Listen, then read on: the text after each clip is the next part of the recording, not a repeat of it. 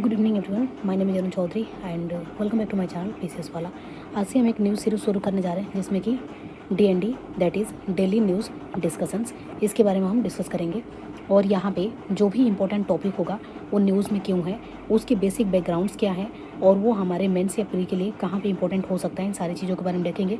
जैसे कि आज का हमारा टॉपिक है COP29 जो कि करंट में है, बना हुआ है। COP29 के बारे में सारी इन्फॉर्मेशन आपको यहाँ पे देखने को मिल जाएंगे, जैसे कि आप देख पा रहे होंगे नोट्स जो मैंने यहाँ पे प्रिपेयर किए हुए हैं। ठीक है, अगर इसका आपको नोट्स चाहिए, पीडीएफ चाहिए, तो आप मुझे फॉलो कर सकते हैं पीसीएस वाला टेलीग्राम चैनल पे, वहाँ पे आपको सारी चीज़ें मिल जाएंगी। तो आइए एक एक करके हम सारी चीज़ों को देखते हैं। यहाँ पे सबसे पहले देखते हैं कि वाई इज़ इन न्यूज़, ये न्यूज़ में क्यों था।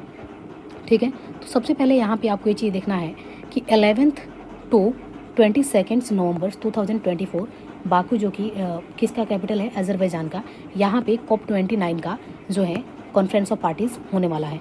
तो ये बीपीएससी और यूपीपीएससी के लिए आप इंपॉर्टेंट रखेंगे, याद है, इंपॉर्टेंट है क्योंकि याद रखना है आपको, क्योंकि कब से कब तक होने वाला है। तो ये आपको देखेंगे नवंबर 2024 में होने वाला है, 11 नवंबर से लेकर 22 नवंबर के बीच में होने वाला है। COP29 का मीटिंग कहाँ पे होने वाला है, तो बाकू में होने वाला है। बाकू किसका कैपिटल है, तो अजरबैजान का। तो ये इंपॉर्टेंट चीज़ें हैं जो कि आपको पीरियड के लिए याद रखना है।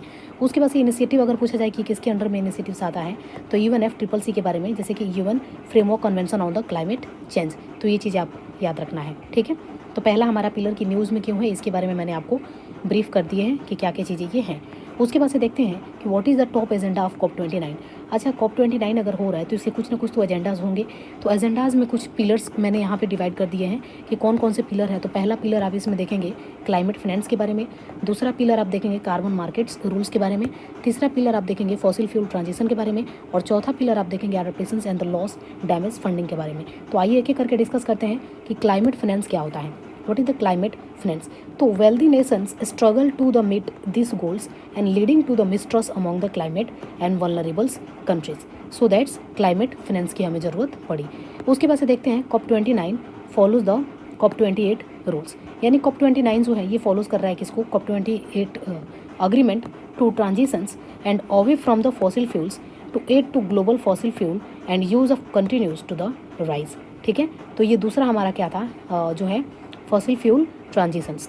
ठीक है, तीसरा आप देखेंगे कार्बन मार्केट्स रूल्स। तो कार्बन मार्केट्स रूल्स क्या है, इसके बारे में देखते हैं। तो कार्बन मार्केट्स रूल के बारे में अगर बात करें तो ये इसका मतलब क्या है, government aims to establish the rules for the trading carbon credits derive from to the neutral carbon sinks.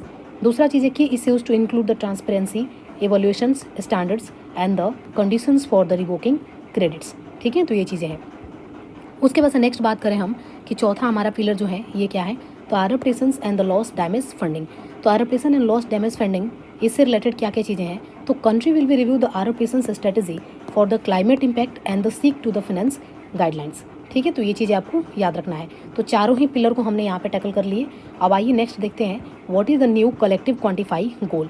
New collective quantify goal के बारे में अगर बात करें तो ये क्या होता है, इसके बारे में डिस्कशन करते हैं।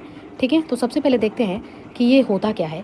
तो it is the key element of the Paris agreement, यानी किसका एलिमेंट है, की एलिमेंट किसका है, तो पेरिस अग्रीमेंट का। यानी अगर आपसे पूछा जाए कि न्यू क्वालिटेटिव्स जो है कलेक्टिव क्वांटिफाई गोल किसका जो है अग्रीमेंट है, एलिमेंट्स है, तो पेरिस अग्रीमेंट का एलिमेंट्स है। ये चीज़ आपको याद रखना है।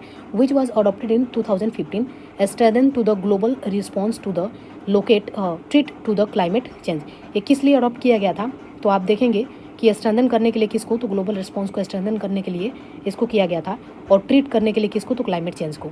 उसके बाद अगर बात करें स्पेसिफिकली इसको क्यों डिज़ाइन किया गया था, तो इसका एम्स है क्या, तो new financial target for the supporting developing countries into their climate actions. ठीक है, उसके बाद से बात करते हैं कि why new climate quantified goals matters, यानी कि जो है न्यू कलेक्टिव क्वांटिफाई गोल जो है इसका मैटर क्या है, वाई इट इज़ मैटर। ठीक है, वाई इट इज़ नीड। ठीक है, इसका नीड क्या है, तो एड्रेसिंग क्लाइमेट फाइनेंस, पहला क्या है, एड्रेसिंग क्लाइमेट फाइनेंस गैप्स। दूसरा क्या है, तो fulfilling the emerging markets promise. तीसरा है enhancing the global climate action, and चौथा है catalysing the private sector investment. पांचवा है encouraging the accountability and the transparency. ठीक है, उसके बाद से आइए देखते हैं role of India in COP29, यानी COP29 में इंडिया का क्या रोल है। तो सबसे पहले देखते हैं कि it has emphasized that developed nations need to provide at least $1 trillion annually for the climate finance as stated in to the G20 New Delhi declarations. तो पहला गोल ये हो गया। दूसरा चीज़ें हैं, India delegations to COP29 will be in the full strength to the negotiate on the issues and such as climate finance, carbon markets and the mitigations. ठीक है, तो ये सारे इंपॉर्टेंट जो चीज़ें आपने देखा ये COP29 के बारे में थी। COP29 के बारे में बैकग्राउंड क्या था, इसकी ज़रूरत क्यों है, उसके बाद से न्यू कलेक्टिव क्वान्टिफाई गोल के बारे में हमने देखा। तो कितने सारी इंपॉर्टेंट चीज़ें हमने यहाँ से कवर कर ली है, इसके इंपॉर्टेंट पिलर कौन कौन से हैं। तो I hope you like this video. If you like this video please subscribe the channel. Thank you.